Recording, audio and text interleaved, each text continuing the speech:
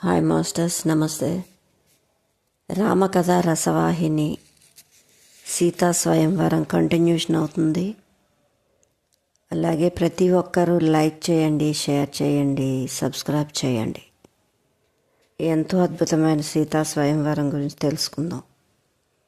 జనకుడు తన బిడ్డ అల్లుడున్న వేరొక రథం దగ్గరికి వెళ్ళి వారలను అనేక రకములుగా నోదార్చి ధైర్య వచనములు తెలిపి ధర్మసూక్తులు గుర్తు చేసి అత్తామామల దగ్గర, భర్త భావమర్దుల దగ్గర, నౌకరుల దగ్గర ఎట్లు మెలగవలనో మరొక పరి జ్ఞాపకం చేసి వారలకు నమస్కారాలు అందుకొని తను వారల శిరస్సులను ముద్దాడి ఆశీర్వదించి వెనక్కు తిరగలేక బోరిన ఏడ్చి రథంలో కూర్చును.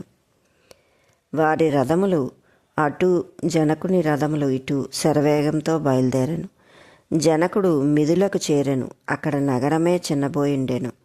అంతఃపురమునకు చేరగానే నిర్జన ప్రదేశంలో కళాహీనమైన ప్రశాంతమై ఉండుట చూసి తాను ఉండలేకపోయినాడు. శతానందరినీ మంత్రుల్ని పిలిపించి ఏదో పొద్దుపోవు మాటలు ఆ పొంగువచ్చు పుత్రిక వియోగము పరచుకొనుటకై అనేక విచారములు జరిపెను. మధ్య మధ్య ఎక్కడో యోచించుచు ఏవో జవాబులు చెప్పుచుండ చూచి మంత్రి, రాజా, సీతా వియోగం తమరికి తీరని విచారంగా ఉండునట్లు తోచుచున్నది. ప్రతి తండ్రికి ఇది తప్పునది కాదు. దానం చేసిన తరువాత మనం క్రమక్రమేణా సంబంధమును కొంత నిగ్రహించుకునవలసి వస్తుంది. ఈ విషయం తమకు తెలియంది కాదు. అందున సీతాదేవి అందరి వలె సామాన్యమైన బాలిక కాదు. ఆమె దేవతా పుత్రిక. ఆమె ఎడబాటు మరింత అధిక విచారం కలిగించును. మహారాజా, మన బిడ్డలే కాక అల్లుళ్ళు కూడా సామాన్యమైన పిల్లలు కాదు. వారు కూడా సాక్షాత్ దేవలోకం నుంచి దిగి వచ్చినట్లు కనిపించుచున్నారని మన నగరమందు ఆ బాలవృద్ధులు అనుకుంటా నేనే స్వయంగా వింటిని. ఇట్టి ఈడు జోడు వంశము సాంప్రదాయం కల సంబంధం కుదురుట మహా ఆశ్చర్యము. అది అందరికీ అట్లు జరగదు. మన బిడ్డలు ఎట్టి కొరత లేక సుఖింతురు, శుభముగా అభివృద్ధిగాంతురు అని గడిచిన పెండ్లి వైభవాలను తెలుపుతూ జనకుడు కొంత శాంతవచనములతో కాలమును గడుపునట్ల చేయదొడగను. ఓకే మాస్టర్స్, పరశురాముడు 7 పార్ట్లోకి వెళ్తున్నాము. దశరథుడు కొడుకులతో, కోడళ్లతో, మహర్షులతో, చతురంగ బలాలతో సాగిపోచుండగా కంటికి ఏవో దుర్నిమిత్తాలు తోచుచూ వచ్చెను. అంత దశరథుడు వశిష్ఠ వారితో, స్వామి, ఏమిటి వింత? ఆకాశమున పక్షులు తిరుగుచూ ఘోరంగా కూయుచున్నవి. భూమిపై గల జంతువులు మనకు ప్రదక్షిణముగా తిరుగుచున్నవి. జంతువులు రథములకు ప్రదక్షిణంగా తిరగకూడదు కదా. దీనికి కారణం ఏమైయుండును? నాకేమో దిగులు కలుగుచున్నది అని తెలుపగా వశిష్ఠుల వారు కొంత దివ్య దృష్టి వినియోగించి, రాజా, మనకు రాబోవు ఒక భయంకరావస్థ నిమిత్తమై ఆకాశమున పక్షులు అట్లు భయంకర శబ్దములు చేయుచున్నవి. అయితే భూమిపై మనకు ప్రదక్షిణ చేయుచున్న మృగములు పట్టి చూచిన ఆ వచ్చు కీడు నివారణ చిహ్నంగా ఉన్నది. కావున మీరేమాత్రం విచారించకండి అని ధైర్యం తెలుపుతుండగా ఒక భయంకరమైన గాలి వీచెను. చూచుచుండగానే ఒక పెద్ద వృక్షము నేలకూలెను. పర్వతములు దొర్లింపదొడను. భూమి బద్దలవుచున్నదా అన్నట్టు పిడుగు వంటి శబ్దము వినబడదొడిగెను. ఒకరి రథం మరొకరి కనిపించక దుమ్మురేగెను. గుర్రములు, ఏనుగులు బెదరకొన మొదలెడెను. సైనికులు మూర్ఛనుందిరి, కొందరు స్తంభించిపోయేరి. వశిష్ఠుల వారు, 4 కొడుకులు, దశరథుడు తప్ప మిగిలిన వారందరూ విచేతనంగా అయిపోయారు.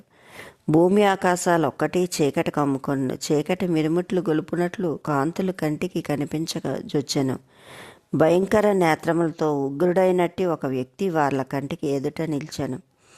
అతని తల నిండా దట్టమైన వెంట్రుకలు, భుజం మీద గండ్ర గొడ్డలి వేలాడుచుండెను. మెరుపు వలె మెరియుచున్న ఆ బాణములు, విల్లు భుజమునకు తరలి ఉండెను.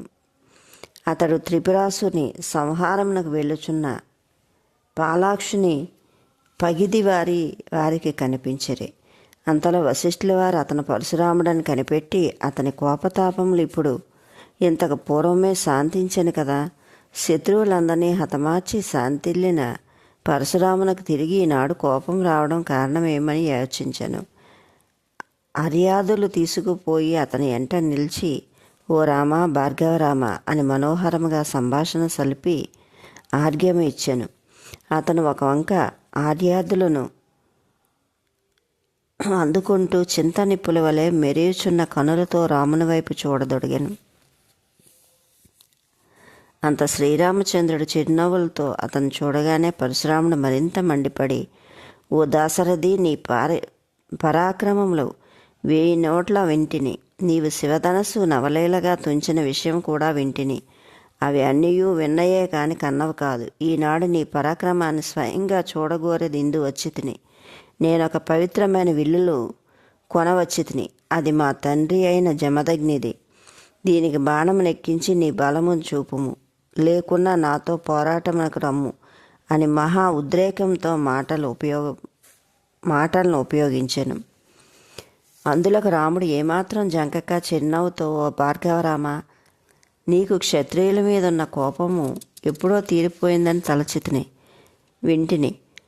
తిరిగి ఈ విపరీతమేంటి, ఈ వికారములేంటి అని అనుచుండగా దశరథుడు దీనుడై, భార్గవ, నీవు బ్రాహ్మణుడు, మహాయశస్వి, నా పుత్రులు పసిపాపలు, వాళ్ళపై ఈ విధంగా నిష్కామగా ద్వేషమును పూనుట నీ బోటి ఉత్తమ వంశీయులకు ధర్మం కాదు.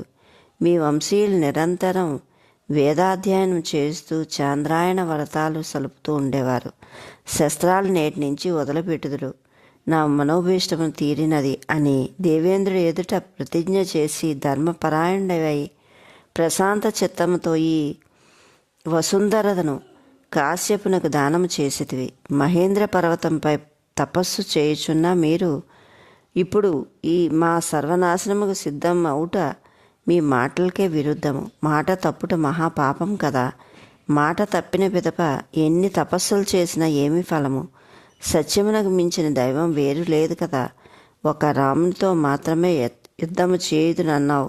ఆ ఒక్క రామునకు ఏమి అపాయం కలిగినను మా వంశం నాశనమగును. మేమందరం మరుక్షణమునై ప్రాణము విడుచుము. ఇన్ని ప్రాణములు తీయటం మీ బోటి బ్రాహ్మణులకు పరమ విరుద్ధమే కదా, మహాపాపము కూడా అని చెప్పుచుండ పరశురాముడు దశరథుని మాటను లక్ష్యం చేయక వినిపించుకొనక రాముని వైపు చూచు, రామా, నీ విరిచిన విల్లు నేనిప్పుడు తెచ్చి, విల్లును రెండును దేవలోకములవే, రెండును మహాపవిత్రమైనవే. వీటిలో రెండింటిని విశ్వకర్మ నిర్మించెను. ఒకదాన్ని త్రిపురాసుర సంహారమునకు, మరొకటి విష్ణువు చెంత నుంచుకొనెను. త్రిపురాసుర సంహారం అయిన వెంటనే తరువాత శివుడు ఆ వింటిని బాణంతో కూడా దేవతల చేత విదేహరాజు అయిన దేవరాతనకు ఇప్పించాను. ఏ కార్య నిమిత్తమై ఆ వింటిని నిర్మించేమో ఆ కార్యం జరిగిపోయినందున బహుశా ఆ వింటిలోని బలము క్షీణించి ఉండవచ్చు. అటు బలహీనమైన వింటిని ఎక్కుపెట్టుట ధీరుని లక్షణం కాదు. పవిత్రమై ఇంకనూ దీన్ని నియమించిన కార్యము పూర్తి కాలేదు కనుక ఇది పూర్ణ శక్తివంతమై ఉన్నందున దీన్ని ఎక్కుపెట్టి చూడుము. అప్పుడు నీ పురుషార్థము నీవు నిరూపించుకున్నవాడవని కాగలవు. అంతేగాని శివధనుస్సు తుంచి నన్ను గర్వపడబోకు. ఇదిగో దీన్ని తుంచు, నీ పేరు నిలబెట్టుకొను అన్నాడు. ఈ విష్ణువిల్లు నాకెట్లు వచ్చినదని సందేహింతువేమో. దీన్ని విష్ణుమూర్తి ఋషిక మహర్షికి నిక్షేపంగా ఇచ్చాను. ఆ దివ్య తేజస్వి దీన్ని ఆయన కుమారుడైన జమదగ్నికి ఇచ్చాను. జమదగ్ని నా తండ్రి. అతను మహాతపస్సంపన్నుడు, ప్రతీకారం ఎరగని మహాపవిత్రుడు. అస్త్ర సన్యాసం చేసిన మా తండ్రి కార్త వీర్యార్జునుడు తామస బుద్ధితో చంపివేశాను. అస్త్ర సన్యాసం చేసిన మా తండ్రిని కార్త వీర్యార్జునుడు తామస బుద్ధితో చంపెను. అంత దారుణంగా ఇంతవరకు ఎవరూ ఎప్పుడూ చేయలేదు, చంపలేదు. అట్టి అధర్మ ప్రవర్తనకు, రాక్షస కృత్యమునకు పాల్పడు రాజును దయతల్చి విడువరాదనియు, అతనే కాక అధర్మములు పాల్పడు ప్రతి రాజు తలనెత్తనీక హతమార్చవలనని ప్రతిజ్ఞ పట్టి ఆనాటి నుండి అధర్మ అన్యాయ క్రూరత్వములు మరిగిన రాజులను చించి చెండాడాలని ఈ పవిత్ర విల్లును, ఈ ఆయుధమును పట్టి బయలుదేరితిని. అనేక మంది దుర్మార్గపు రాజులను హతమార్చితిని. ఈ భూలోకంనే వశం చేసుకుంటుని.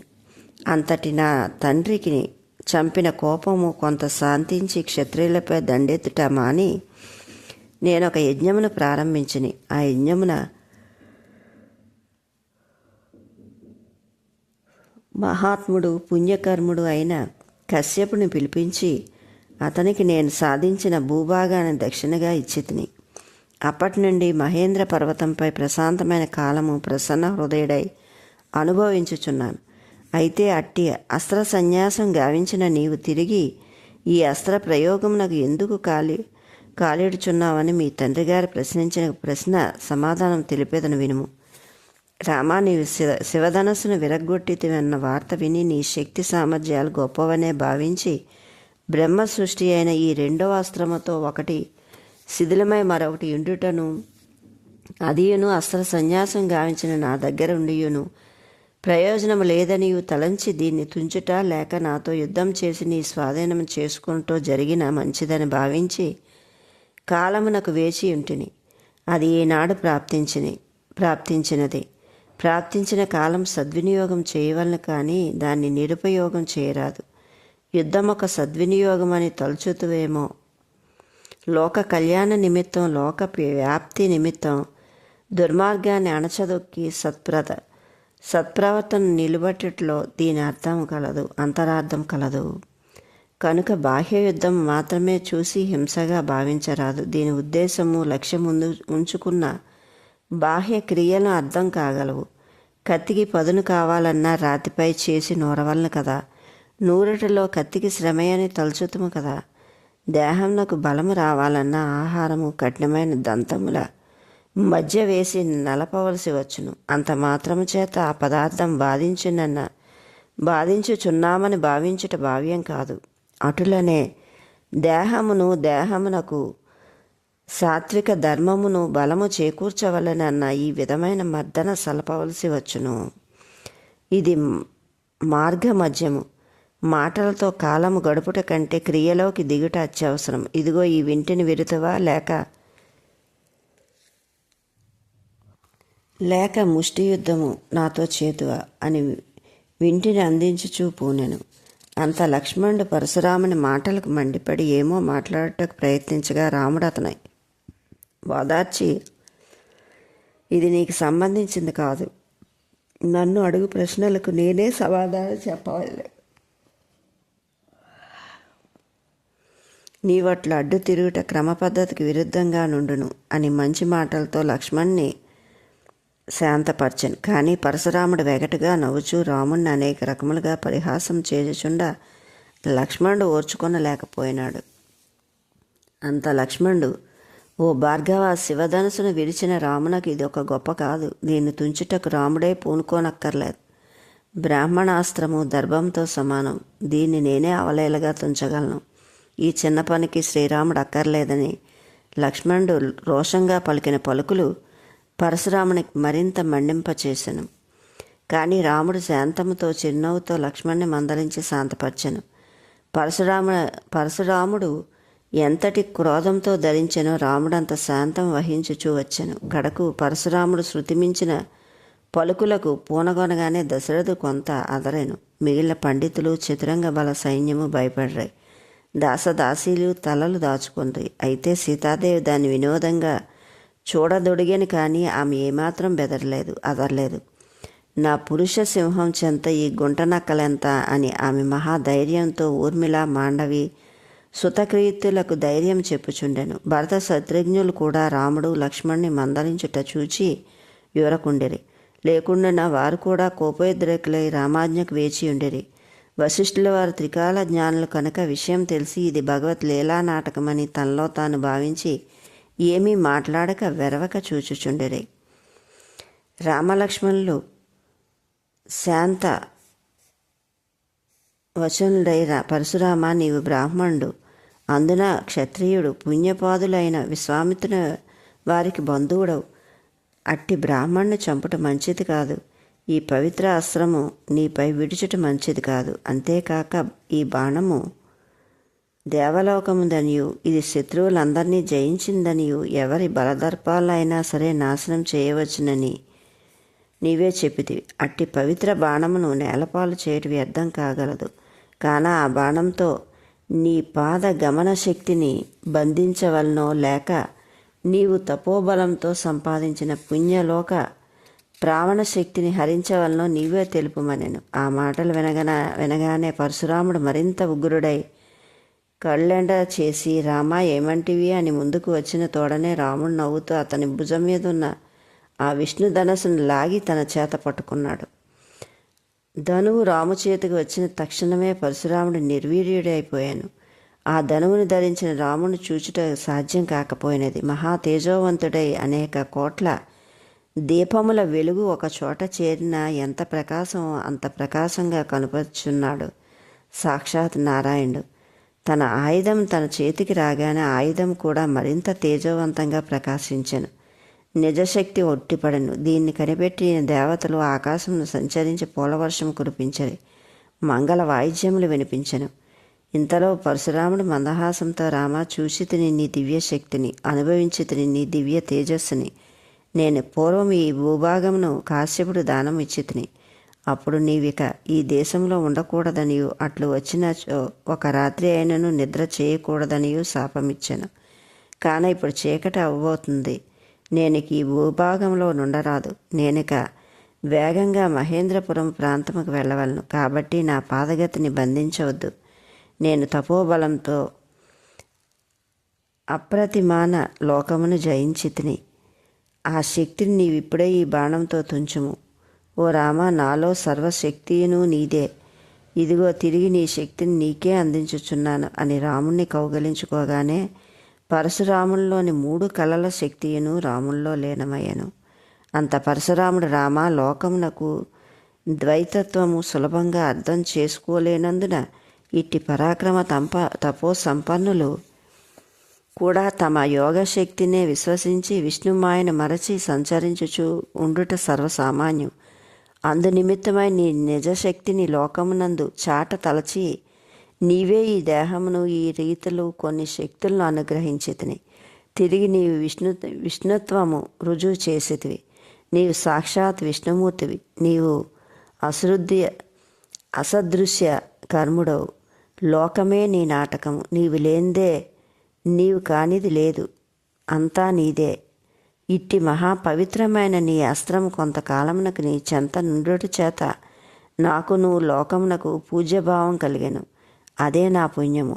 ఇదే నా అర్పణమని అంతర్ధానమయ్యను.